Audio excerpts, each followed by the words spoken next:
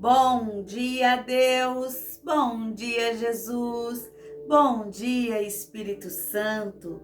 Bom dia para cada um que está chegando aqui agora para estar conosco em mais um tempo de aprendizado, reflexão e leitura da palavra bíblica.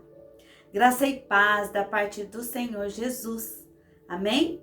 Vamos orar para entregar o nosso tempo? Pai amado, glorioso, santo, bendito e poderoso Deus. Pai, em nome de Jesus, perdoa as nossas transgressões cometidas por atos, palavras, pensamentos e omissões. Em nome de Jesus, nos colocamos aqui, Pai, à disposição Tua, Pai. Que o Senhor venha nos capacitar e nos usar, Pai. Em nome de Jesus, que esse tempo possa adentrar lares, mentes e corações, fazendo toda a diferença que só a Tua palavra e o Teu ensinamento pode nos dar, Pai. Nós te agradecemos em nome do Pai, do Filho e do Espírito Santo de Deus. Amém e amém. Antes de tudo, peço para que vocês peguem suas Bíblias, marquem os versículos, anotem e sempre busquem refletir, pois a palavra fala aos nossos corações cada dia de uma forma. É impressionante o poder que tem as palavras do Senhor em nossas vidas. Vamos lá. Começo esse tempo perguntando, fazendo uma pergunta para cada um de vocês.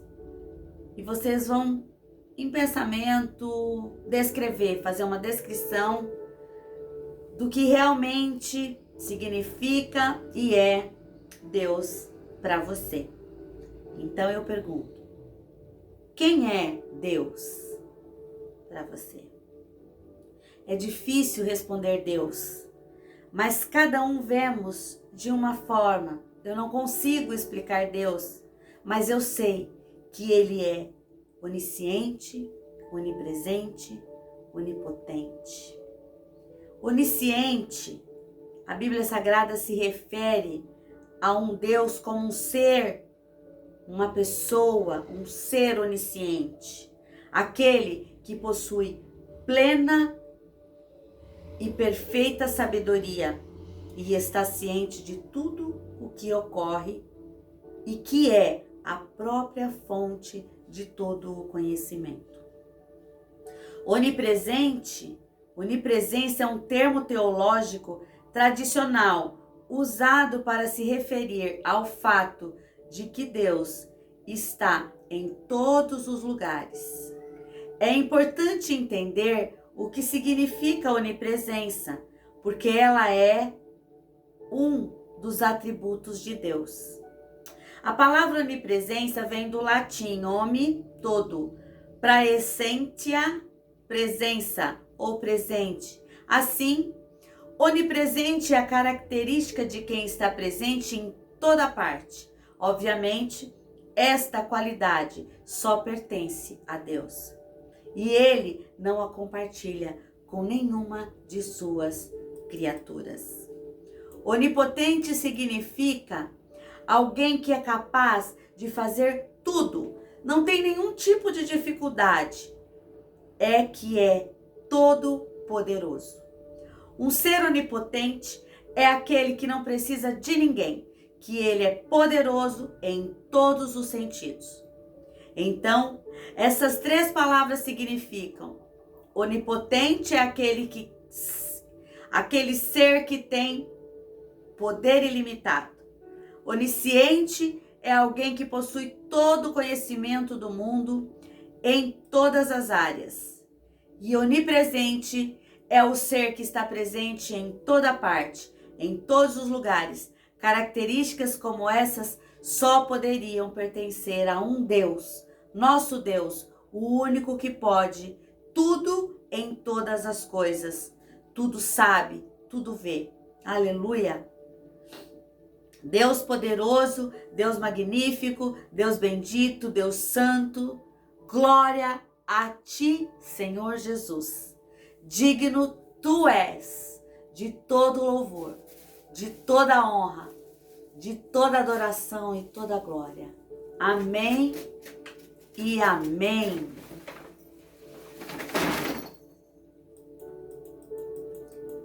Deus pode ser aquele que criou o universo em toda a sua imensidão e detalhes criativos. Pode ser conhecido por nós. Ele nos conta sobre si mesmo e também nos revela muito mais. Deus nos convida a ter um relacionamento com Ele, onde podemos conhecê-lo pessoalmente. Não somente podemos aprender sobre Ele, como podemos conhecê-lo intimamente. Olha que maravilha isso. Em Jeremias 9, 23, está escrito: não se glorie o homem sábio em sua sabedoria, nem o forte em sua força, nem o rico em sua riqueza, mas quem se gloriar, glorie-se nisto, em compreender-me e conhecer-me, pois eu sou o Senhor e ajo com lealdade, com justiça e com retidão sobre a terra, pois é dessas coisas que me agrado, declara o Senhor. Ele declara: eu sou o Senhor. Olha isso, que lindo. Deus nos convida a conversarmos com Ele e deixá-lo saber de tudo o que nos preocupa. Nós não precisamos consertar as nossas atitudes primeiro. Também não precisamos ser educados teologicamente, corretos ou santos. É da própria natureza de Deus ser amável e receptível quando vamos até Ele. Ele é acessível a qualquer um de nós, em qualquer tempo e fora de tempo. O Senhor está perto de todos os que o invocam, de todos os que o invocam com sinceridade. Isso está escrito em Salmos, anotem, Salmos 145, de 18 e 19. Deus é criador. Tudo o que nós fazemos é formado por materiais existentes e construído com coisas que já foram criadas. Deus tem a capacidade de falar e trazer coisas à existência, não somente as galáxias e as formas de vida, mas também soluções para os problemas de hoje. Deus é criador e é desejo dele que saibamos disso e que confiemos em seu poder, imensurável, grandioso poder. Amém? Em Salmo 145, 5 diz: proclamarão o glorioso esplendor de tua majestade e meditarei nas maravilhas que fazes. Daremos glória à majestade e esplendor do Senhor em tudo o que Ele faz e principalmente em tudo o que Ele é. Amém? Salmo 121 diz: de onde me vem o socorro? O meu socorro vem do Senhor, que fez os céus e a terra. Aqui, mais uma declaração. O meu socorro vem do Senhor, que fez o céu e a terra. Está contando para nós que o nosso socorro só pode vir de um Deus tão grande, que foi capaz de criar tudo o que há no mundo. Aleluia. Assim como uma pessoa que compartilha com você seus pensamentos e sentimentos, Deus claramente nos conta sobre si mesmo. A única diferença que existe é que Ele é sempre fiel. Tudo que Ele conta sobre si mesmo ou sobre nós é uma informação confiável. Mais verdadeiro do que nossos sentimentos, pensamentos e percepções, Deus é completamente preciso e fiel no que diz. Nós podemos confiar completamente em cada promessa que Ele nos faz, pois ele cumprirá. Ele cumpre. Nós podemos conhecê-lo com base na sua palavra. A explicação está escrito em Salmo 119, 130 e depois em Salmo 119, 105. A explicação das tuas palavras ilumina e dá discernimento aos inexperientes. A tua palavra é lâmpada que ilumina os meus passos e luz que clareia o meu caminho. Olha, lâmpada, né? Para os meus passos, né? Luz para o meu caminho. Você gostaria de estar 100% correto sobre todas as coisas? Quase que sempre, né? Mas isso é um querer, mas é impossível a nós. Mas a Deus não, pois sua sabedoria não tem limites. Ele entende todos os elementos de uma situação, incluindo a história e os eventos futuros relacionados a ela. Ele fará, nós não precisamos atualizá-lo, aconselhá-lo, persuadi-lo a fazer a coisa certa, porque ele fará, porque ele é capaz e seus motivos são sempre puros. Quando confiamos nele, podemos estar certos de que ele nunca cometerá erros, nunca nos deixará enfraquecido ou nos enganará. Você pode confiar completamente nele. Ele fará o que é certo em todas as circunstâncias e em todo o tempo. Muitas vezes acontecem coisas ruins em nossas vidas e nós, na verdade, tendemos a dizer aquela palavra, aquela frase assim: Deus esqueceu de mim. Deus não se agrada de mim, não gosta mais de mim, porque as coisas vivem dando errado. Porém, lá na frente, nós vamos entender que a vontade do Senhor para as nossas vidas, ela é sempre boa, perfeita e agradável. Isso também está escrito. É uma vontade boa, perfeita e agradável para nós. E em Salmos 25, 3 está escrito: nenhum dos que esperam em ti ficará decepcionado. Porém, esse salmo contrapõe alguma coisa, porque às vezes nós ficamos decepcionados, sim. Mas por quê? Nós não entendemos, os desígnios de Deus. Mas Ele sabe de tudo e de todas as coisas. E no tempo certo, Ele vai agir ao nosso favor. Amém? É bem assim. Em nome de Jesus.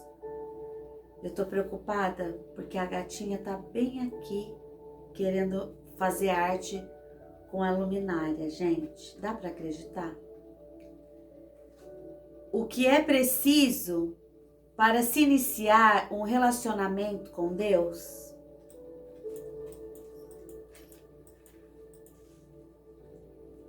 Esperar que um raio caia?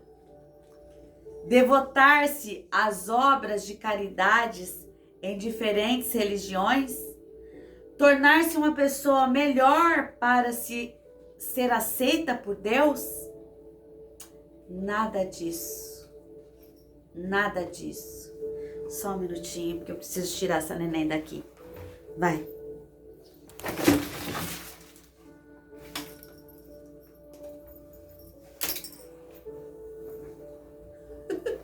Ao vivo tem dessas coisas.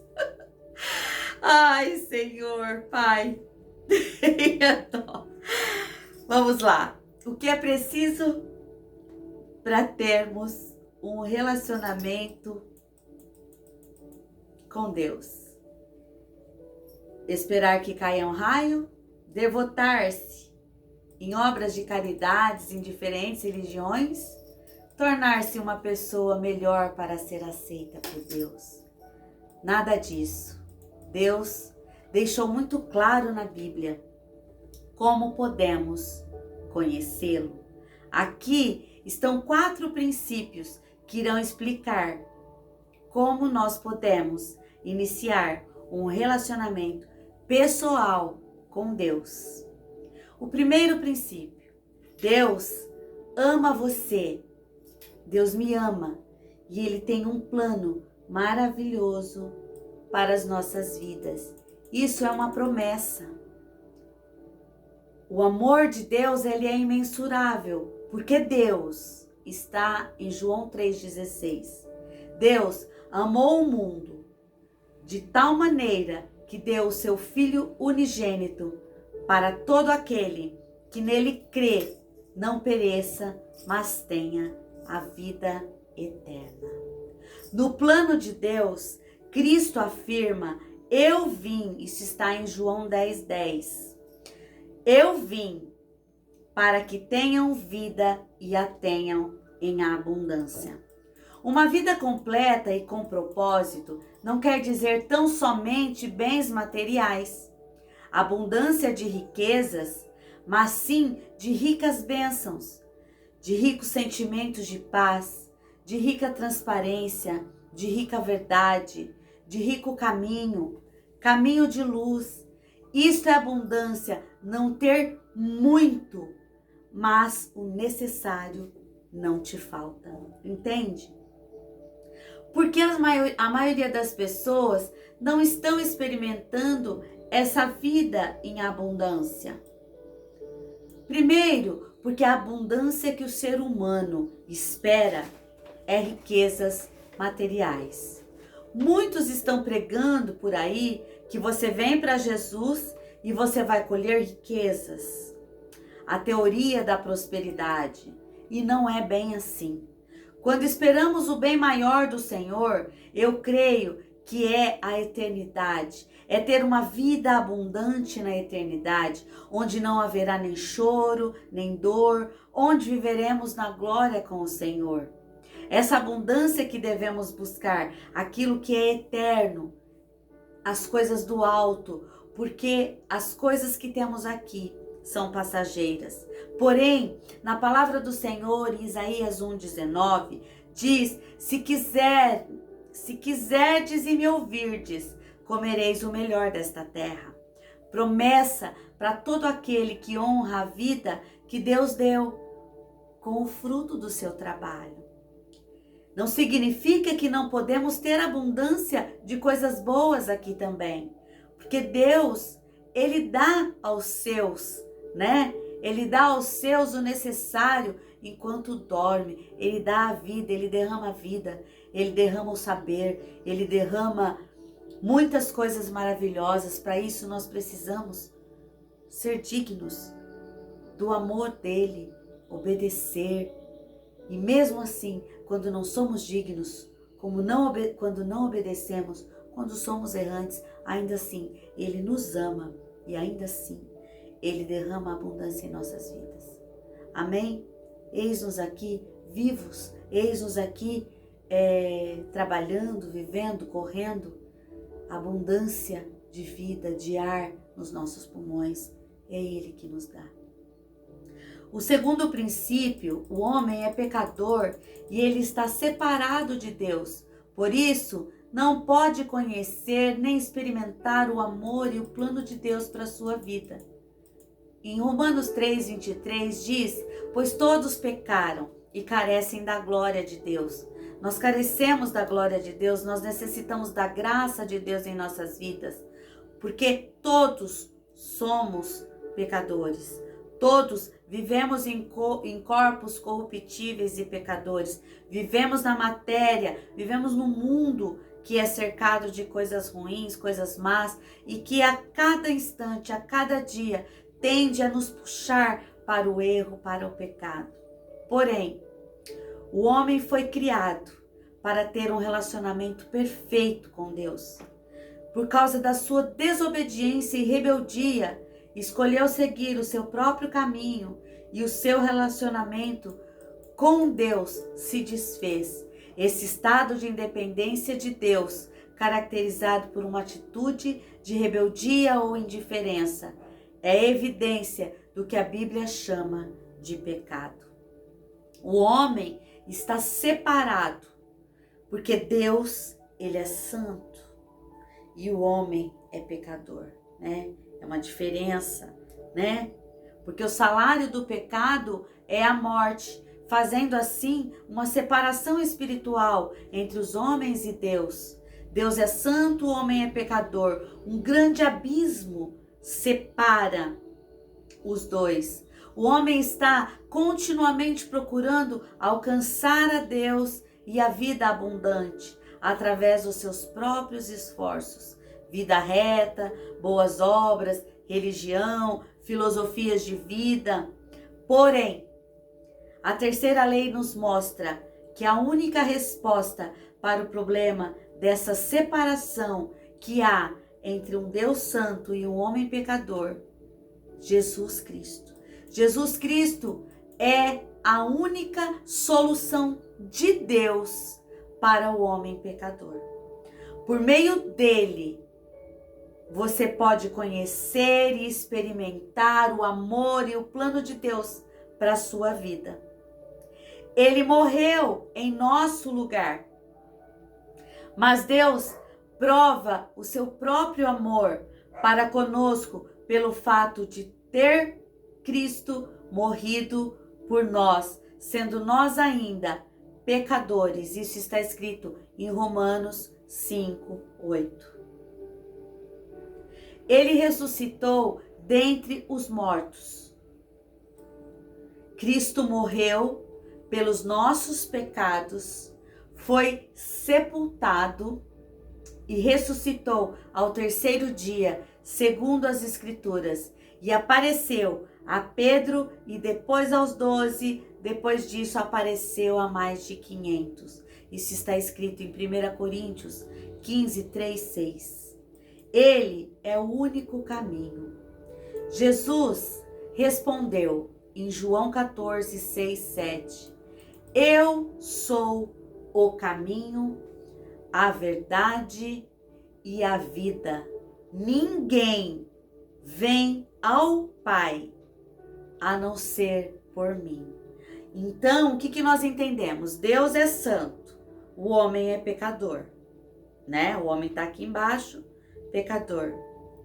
E Jesus veio na vertical, na cruz, fazer um elo entre o homem e Deus.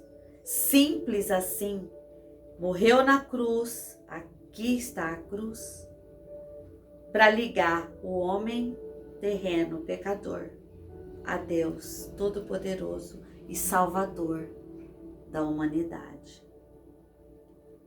Mas não é suficiente conhecer essas 3 leis, né? Deus tomou a iniciativa de ligar o abismo que nos separava dele ao enviar o seu Filho Jesus Cristo para morrer na cruz em nosso lugar, pagando o preço dos nossos pecados. Mas, não sendo suficiente conhecer essas leis, precisamos receber a Jesus Cristo como Salvador e Senhor, por meio de um convite pessoal. Só então poderemos conhecer e experimentar o amor e o plano de Deus para cada um de nós, para as nossas vidas. Precisamos receber a Cristo. Por que eu digo isso? Precisamos receber a Cristo. Abram comigo e vocês vão entender a Bíblia. Abram no Evangelho de João. João 1. Diz assim a palavra do Senhor. No princípio era o Verbo, e o Verbo estava com Deus, e o Verbo era Deus. Ele estava no princípio com Deus. Todas as coisas foram feitas por intermédio dele. Sem ele, nada do que foi feito se fez. A vida estava nele, e a vida era a luz dos homens. A luz resplandece nas trevas, e as trevas não prevaleceram contra ela.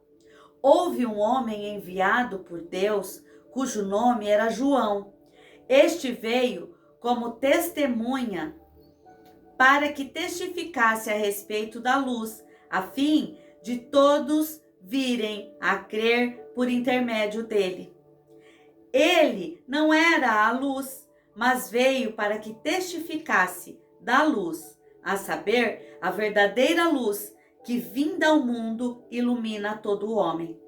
O Verbo estava no mundo.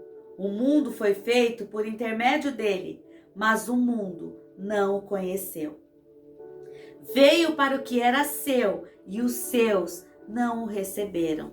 Mas a todos quantos o receberam, deu-lhes o poder de serem feitos filhos de Deus, a saber, aos que creem no seu nome, os quais não nasceram do sangue, nem da vontade da carne, nem da vontade do homem, mas de Deus.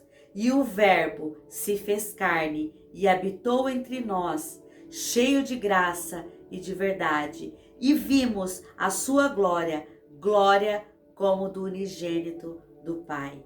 A glória do Filho de Deus. Em nome de Jesus, em favor de nós. Contudo, olha o que diz em João 1,12. Contudo, aos que o receberam, aos que creram em seu nome, deu-lhes o direito de se tornarem filhos de Deus. Isso é forte. A partir desta palavra que está neste evangelho, entendemos que tudo aquilo que ouvimos na vida e fora, todos somos filhos de Deus. Nós somos todos filhos de Deus. Não é verdade. Somos todos criaturas feitas à sua imagem e semelhança, mas aos que o receberam, aos que creram em seu nome no sacrifício da cruz, deu-lhes o direito de tornarem-se filhos de Deus. Aleluia! Não é tão simples. Está escrito: só é filho de Deus aqueles que o recebe, aquele que aceita o evangelho da cruz, o sacrifício da cruz. Então, olha lá, entendemos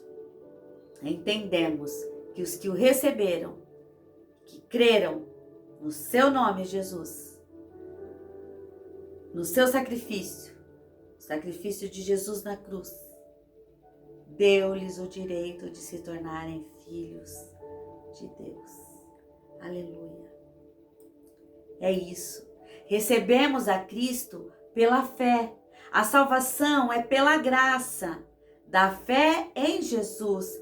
Mas o que é a graça? A graça é um favor, é um presente que recebemos sem merecermos. A graça não depende do esforço humano, pois Jesus tudo fez para nós quando morreu na cruz para perdoar os nossos pecados. Uma vez aceitando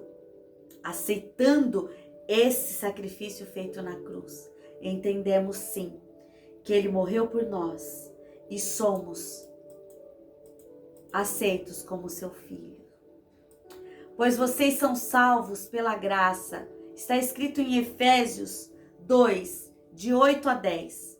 Pois vocês são salvos pela graça, por meio da fé, e isto não vem de vocês, é dom de Deus, não por obras, que ninguém se glorie, pois somos feitura dele, criados em Cristo Jesus para as boas obras, as quais Deus de antemão preparou para que andássemos nelas. Aleluia. Ou seja, nada do que fizermos, não é porque eu ajudo ali, não é porque eu faço isso, não é porque eu faço aquilo, que eu serei salva. Mas aquela pessoa é tão boa. Nossa, ela ajuda os pobrezinhos, ela dá de comer a quem precisa, ela dá alimento, ela acolhe na sua casa. Não é por conta disso que nós seremos salvos. As boas obras, elas vão contar, sim. Em algum lugar, no fim de tudo, elas vão contar as nossas obras, sim. Mas não é isso que nos traz salvação. A salvação nos é dada a salvação quando nós entendemos que precisamos aceitar o sacrifício de Jesus na cruz do Calvário. Quando entendemos que Ele fez isso para me salvar, para te salvar, é onde nós vamos ter a salvação. Quando nós aceitamos que Jesus é o único Senhor, o único Salvador das nossas vidas. E vivemos em busca de cumprir tudo isso que Ele colocou para nós. Quando Deus deixou escrito os mandamentos, era ali uma cartilha pequenina para a gente tentar fazer só aqueles 10 mandamentos, só aqueles 10, para a gente ter uma vida plena com o Senhor.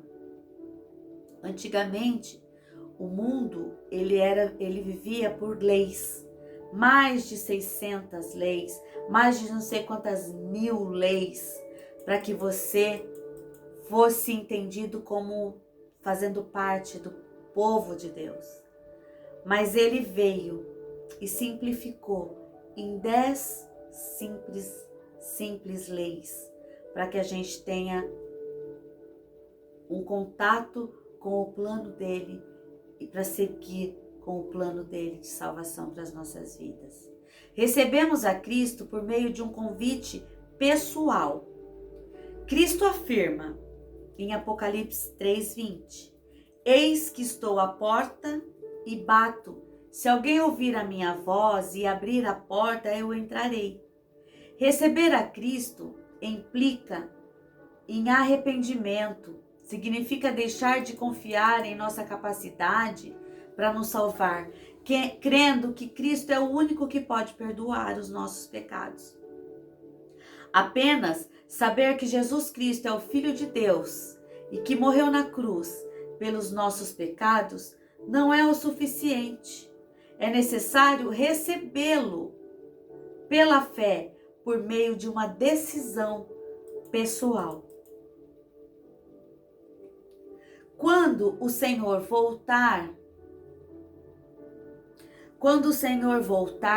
de que maneira exatamente Ele vai bater as nossas portas?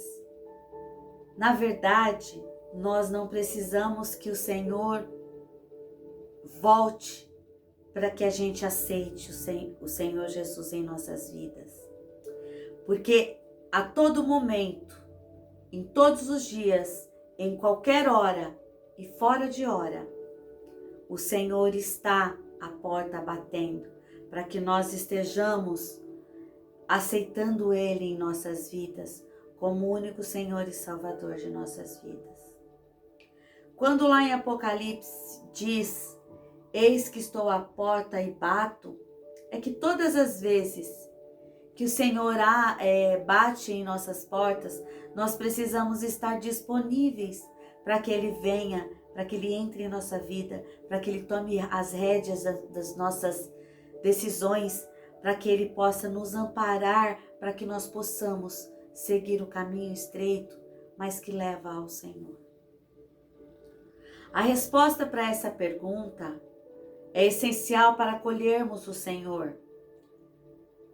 E nesse eis que estou à porta e bato, se alguém ouvir a minha voz e abrir a porta, entrarei em sua casa e com ele cearei, e ele comigo. Este versículo nos diz que apenas aqueles que ouvem a voz de Deus e abrem suas portas para Ele vão festejar com o Senhor. Então, quando o Senhor Jesus vier, como Ele vai bater a nossa porta com sua voz, seria como muitos crentes imaginam, que o Senhor pessoalmente bate a nossa porta para nos dizer que Ele está de volta. Mas na verdade, Jesus nos disse as respostas há muito tempo. O Senhor profetizou: ainda tenho muito que vos dizer, mas vós não podeis suportar agora. Quando vier, porém, aquele, o Espírito da verdade, ele nos guiará a toda a verdade, porque não falará por si mesmo, mas dirá o que tiver ouvido, e vos anunciará as coisas vindouras que há de vir. João 16:12. Em Apocalipse 2:3, se foi profetizado 7 vezes que quem tem ouvidos ouça o que o Espírito diz às igrejas. Então, na verdade, esse eis que estou à porta e bato, na verdade falando em Apocalipse às igrejas. Mas o Senhor Jesus, Ele chama nós, seres humanos, para que a gente queira Ele em nosso coração, em nossa vida, hoje, a cada momento, a cada leitura, a cada palavra, a cada ida sua na igreja e que você vê o evangelho sendo colocado ali, você está tendo um chamado de Deus para você fazer parte do reino, para você fazer parte da família, para você estar junto. Então, foge um pouco isso que eu coloquei aqui, porque em Apocalipse é um chamado, é uma exortação às igrejas, a todas as igrejas. Mas nós, como igreja em templo do Espírito Santo, somos chamados todos os dias a aceitar Jesus, para que sim, o Espírito Santo venha habitar em nós e sermos templo do Espírito Santo, sermos a igreja viva aqui na terra, para que as obras do Senhor venham a ser feitas em nós primeiro e através de nós, para que o seu evangelho alcance vidas. Há 2 tipos de vida: a vida controlada pelo eu, o eu no centro de tudo, e o Cristo fora, interesses controlados somente pelo eu, geralmente causando discórdias e frustrações. E há uma vida controlada por Cristo, o Cristo no centro de tudo, o Cristo no centro da vida, e o eu, o ego, fora, interesses controlados por Cristo, resultando em harmonia com o plano de Deus para minha e para a tua vida. Qual dos 2 tipos representa melhor a sua vida? Qual desses você gostaria que representasse a sua vida? Você no centro de tudo ou Cristo no centro de tudo em sua vida? Deus conhece o seu coração e está mais interessado na atitude do seu coração do que em suas palavras, do que nas minhas palavras. Ele está mais interessado nas atitudes do meu coração também. Depois que você convida Jesus para entrar na sua vida, com a maioria das pessoas eu creio que acontece isso, assim foi comigo. Aí você pensa, mas e agora? O que eu vou fazer? E aí a gente entende, se isso fosse uma religião, o próximo passo seria aceita Jesus. Aí vem uma lista de regras para você cumprir, rituais, exigências para você estar cumprindo e talvez algumas coisas para você comprar, né? Compra isso que você é salvo, compra isso que você é abençoado, compra.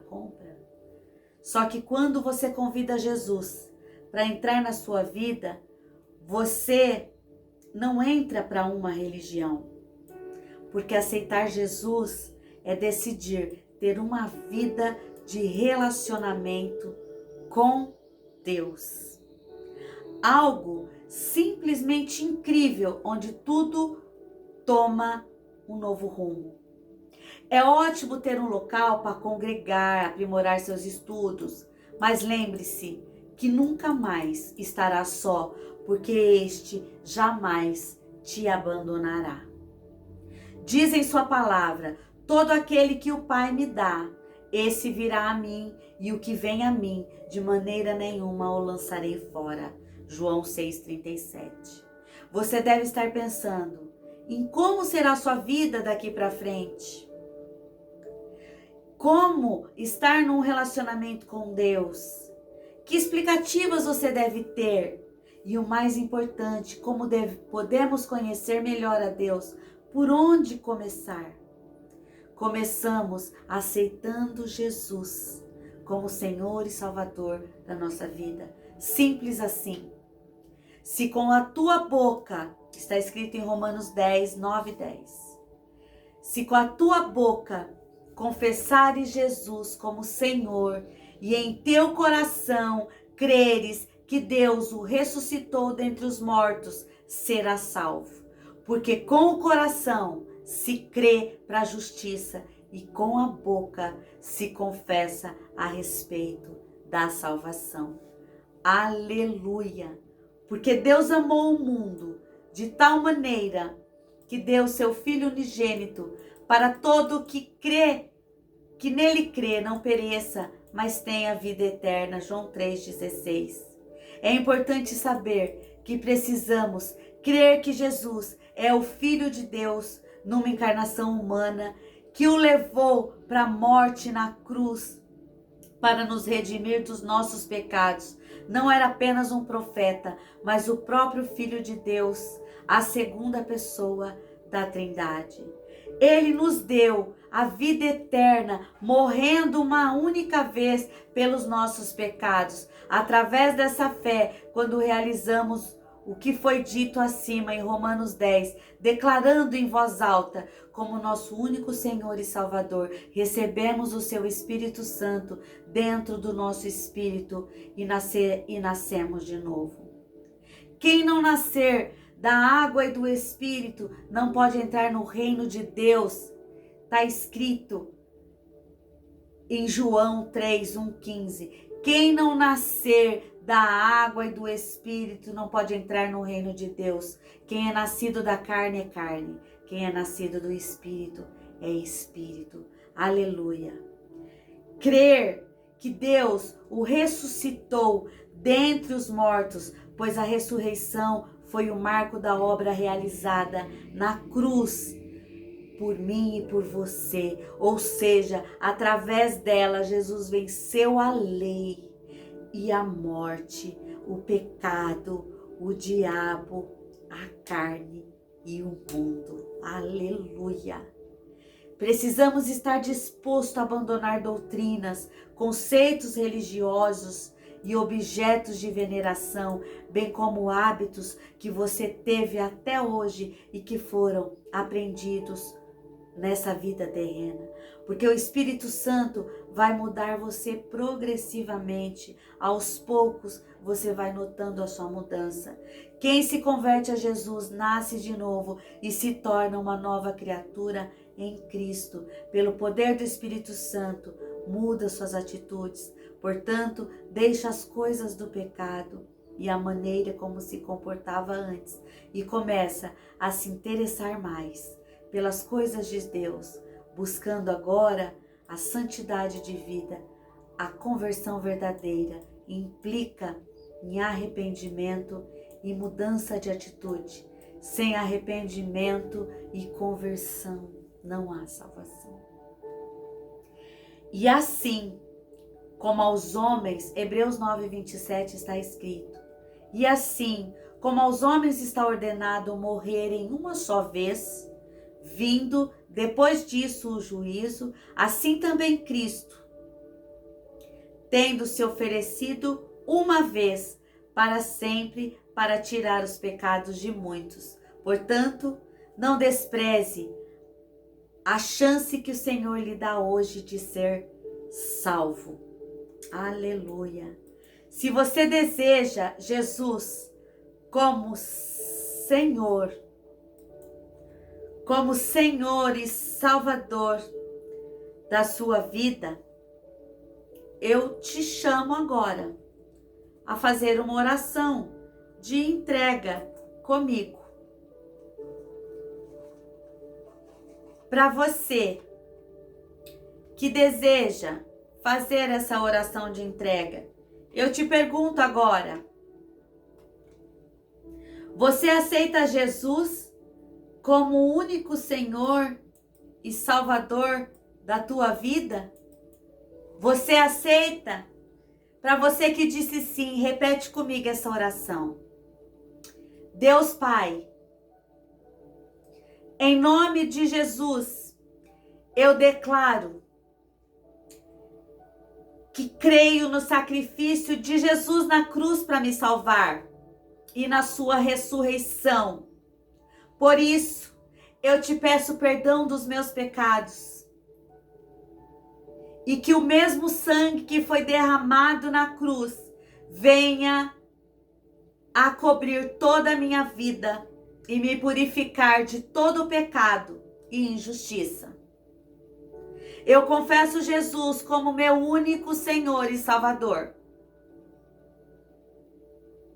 E recebo o teu Espírito Santo em meu coração, para que a partir de hoje eu seja transformado na pessoa que tu desejas que eu seja, Senhor. Endireita os meus caminhos. Senhor, escreve o meu nome no livro da vida e faz de mim um participante da tua herança eterna.